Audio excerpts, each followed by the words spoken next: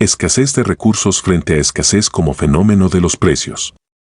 Una de las diferencias más importantes a tener en cuenta es la existente entre la escasez referida a una reducida disponibilidad de bienes en relación a la población que podría denominarse real, y la escasez como fenómeno de los precios, que podría calificarse de ficticia. La escasez ligada a los precios puede aumentar sin que haya una creciente situación de recursos escasos y puede haber una creciente escasez objetiva sin que haya escasez ligada a los precios.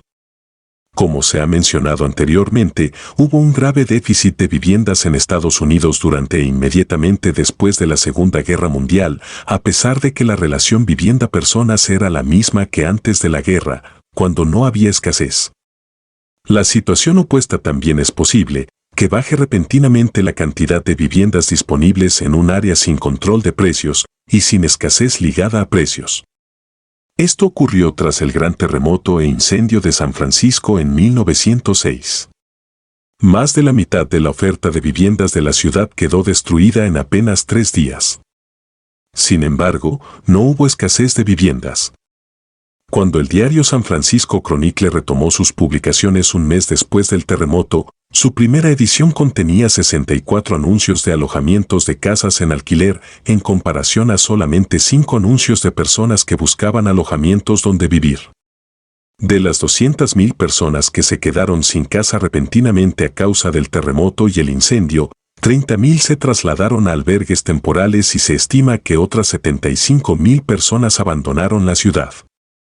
Eso dejó aproximadamente 100,000 personas más que debían ser absorbidas por el mercado de viviendas. Sin embargo, los diarios de la época no mencionan que se hubiera producido un déficit de viviendas. La subida de precios no solamente afecta a las viviendas existentes, sino que otorga incentivos para la construcción de nuevas casas y para que los inquilinos utilicen menos espacio, además de incentivar a que aquellos que, por disponer de espacio en sus casas, decidan tomar inquilinos aprovechando el alto precio de los alquileres. En resumen, así como puede haber escasez sin que exista una carencia física de recursos, también puede existir una carencia física de recursos sin que exista escasez.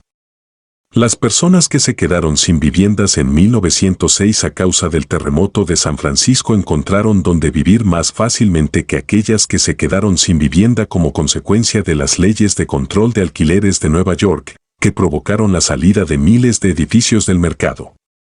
Los mismos principios económicos se aplican también en otros mercados.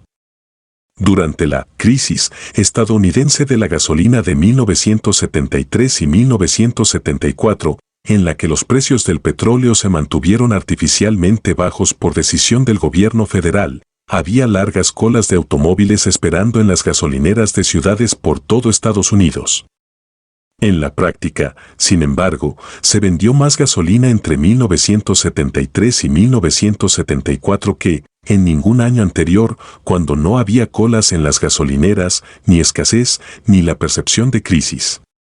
De manera similar, durante la crisis de la gasolina de 1979, la cantidad de combustible que se vendió ese año fue solo un 3,5% menor a la de 1978, año en el que se batieron todos los récords de venta.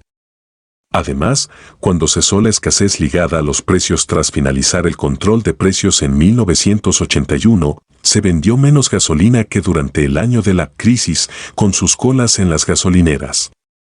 Como en el caso de las viviendas y otros bienes de precios controlados, la escasez ligada a los precios y la falta real de recursos son dos cuestiones diferentes. La función habitual de los precios, que consiste en dirigir bienes y recursos hacia donde son más demandados, deja de cumplirse bajo el control de precios, de manera que la oferta de gasolina se mantuvo baja en ciudades donde se conducía mucho, mientras que había más gasolina disponible en otras zonas, como áreas rurales y de montaña, en las que la gente conducía menos. Dado que los precios estaban fijados en ambos lugares, había muy poco o ningún incentivo de transportar gasolina de un área a otra, como ocurriría automáticamente en situaciones de libre mercado de precios, que seguían por la lógica de la oferta y la demanda. En sus comentarios sobre la inusual escasez de gasolina de 1979 en Estados Unidos, dos economistas soviéticos establecieron una analogía con lo que ocurría normalmente en la economía de la Unión Soviética, controlada por el gobierno. En una economía tan rígidamente planificada, estas situaciones no son la excepción sino la regla, una realidad diaria, una ley permanente.